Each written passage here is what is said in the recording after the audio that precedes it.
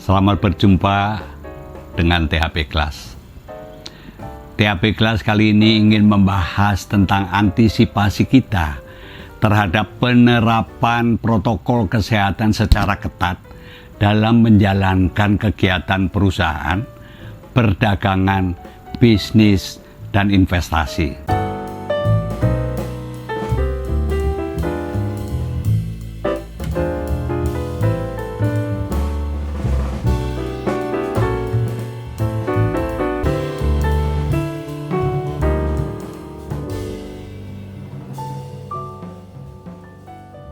Kegiatan-kegiatan tersebut tidak dapat lagi dilakukan dengan tata cara lama, melainkan harus menyesuaikan diri dengan tatanan new normal selama masa pandemi COVID-19. Langkah penting yang perlu segera dilakukan adalah mengatur ulang tatanan hukum dan kelembagaan dari kegiatan-kegiatan tersebut. Kita perlu memahami karakter dari hukum dan kelembagaan perusahaan, perdagangan, bisnis, dan investasi.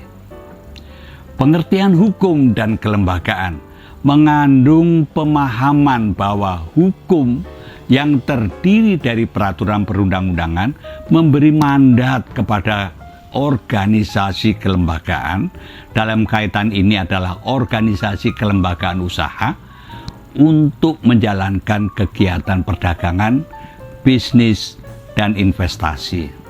Organisasi kelembagaan perusahaan menurut Richard Posner dalam bukunya Economic Analysis of Law memiliki karakter standar kontrak.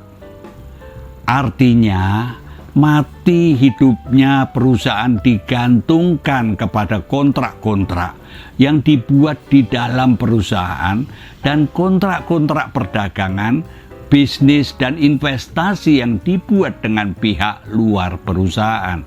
Kontrak menurut asas pacta sunt servanda berlaku sebagai undang-undang bagi para pembuatnya.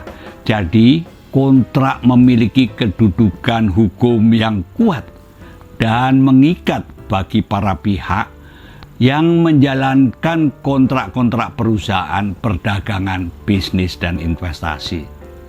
Kontrak di dalam perusahaan terdiri dari kontrak antara pemegang saham sebagai pemilik perusahaan dan kontrak antara pemilik dengan pengurus perusahaan.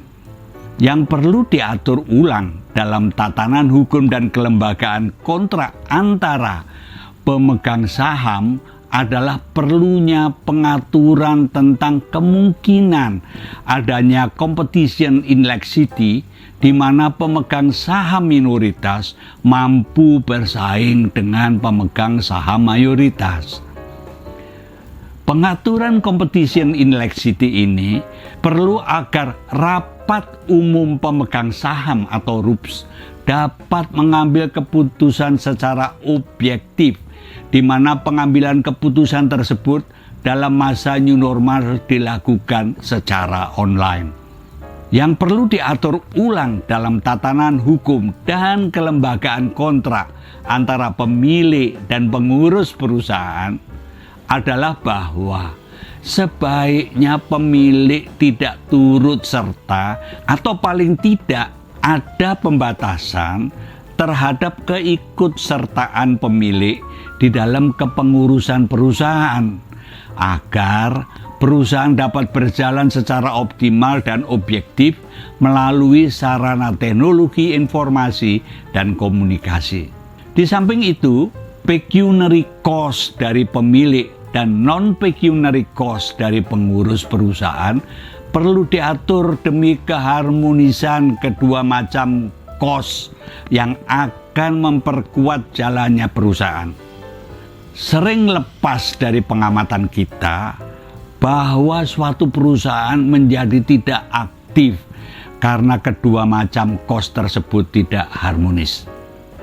Yang perlu diatur ulang dalam tatanan hukum dan kelembagaan kontrak antara perusahaan dan pihak di luar perusahaan adalah kemungkinan terjadinya utang perusahaan terhadap pemasok atau supplier dan terhadap pelanggan atau customer karena tertundanya pembayaran dari pihak perusahaan dengan alasan COVID-19.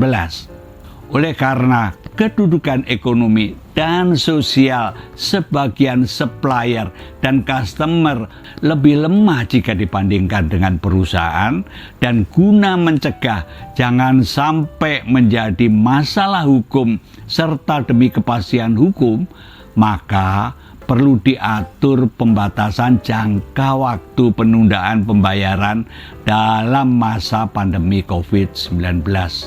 Apabila penundaan pembayaran oleh perusahaan melampaui batasan jangka waktu yang telah ditetapkan oleh ketentuan hukum, kecuali diperjanjikan lain oleh para pihak, maka utang demi hukum menjadi saham perusahaan yang dimiliki oleh supplier dan atau customer. Kegiatan perdagangan yang dilakukan oleh perusahaan memiliki karakter fulfilling demand, di mana perusahaan membeli barang dan atau jasa dari produsen untuk memenuhi kebutuhan konsumen melalui transaksi online dengan dukungan sarana transportasi darat, laut, dan udara. Dengan demikian, karakter fulfilling demand dapat dipertimbangkan untuk menjadi salah satu prime mover atau penggerak upaya pengaturan ulang tatanan hukum dan kelembagaan dalam kegiatan perdagangan. Berbeda dengan karakter kegiatan perdagangan, kegiatan bisnis yang dilaksanakan oleh perusahaan mempunyai karakter creating demand, di mana perusahaan melalui kekuatan riset and development-nya dapat menciptakan dan merekayasa produk baru serta memodifikasi dan merekondisi produk lama menjadi baru untuk mengalihkan demand konsumen dari produk lama kepada produk yang baru. Kegiatan bisnis termasuk juga di dalamnya bisnis keuangan mencakup seluruh kegiatan bauran pemasaran yang meliputi penciptaan dan pengembangan produk, penetapan harga, promosi, dan penempatan produk sehingga terjangkau oleh konsumen. Dengan demikian, karakter creating demand dapat dipertimbangkan untuk menjadi salah satu prime mover atau penggerak upaya pengaturan ulang tatanan hukum dan kelembagaan dalam kegiatan bisnis. Kegiatan perusahaan, perdagangan, dan bisnis pasti memerlukan investasi, baik langsung maupun tidak langsung atau portfolio, yaitu modal yang ditempatkan pada saat ini dalam bentuk money, material, dan metode untuk memperoleh keuntungan di masa yang akan datang. Dengan demikian, dapat dipahami bahwa investasi merupakan perekat kegiatan perusahaan, perdagangan, dan bisnis yang dilandasi baik secara keseluruhan maupun sendiri-sendiri oleh kontrak atau perikatan yang di masa new normal memiliki kecenderungan untuk dilakukan dengan sarana smart contract berbasis blockchain teknologi, Internet of Things, Artificial Intelligence, Virtual Reality, dan Big Data sebagai basis data yang tersimpan di dalam public ledger dan atau private ledger. Hasil konkret yang diharapkan dari atur ulang tatanan hukum dan kelembagaan dari kegiatan perusahaan, perdagangan, bisnis, dan investasi adalah harmonisasi dan kodifikasi hukum dari hiperregulasi yang mengatur keempat kegiatan tersebut dalam wujud Kitab Undang-Undang Hukum Perusahaan, Perdagangan, Bisnis, dan Investasi atau KUHPPBI. 1. tentang kegiatan perusahaan, perdagangan, bisnis, dan investasi pada umumnya. Buku 2 tentang kegiatan perusahaan. Buku 3 tentang kegiatan perdagangan.